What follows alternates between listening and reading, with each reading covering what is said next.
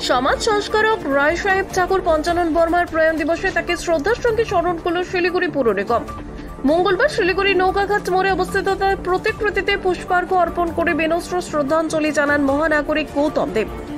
এই দিনে ঠাকুর পঞ্চানন বর্মা সমাজ সংস্কারমূলক কাজ উত্তরবঙ্গের মানুষের জন্য তার অবদানের কথা তুলে ধরেন মহানাগরিক।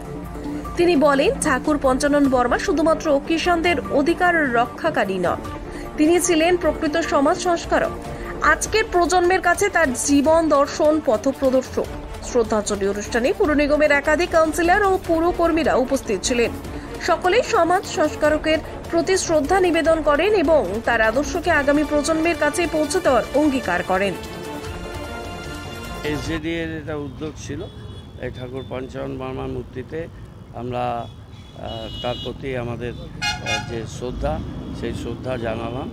এবং কিছুক্ষণ আগে অনারেবল চেয়ারম্যান এসজেডিএ দিলীপ দুগার উনি জলপাইগুড়িতেও গেছিলেন। জলপাইগুড়িতে দুটো মূর্তি আছে ঠাকুর রায় সাহেব পঞ্চানন বর্মা, সেখানেও তিনি শ্রদ্ধার্ঘ জানিয়ে এসছেন।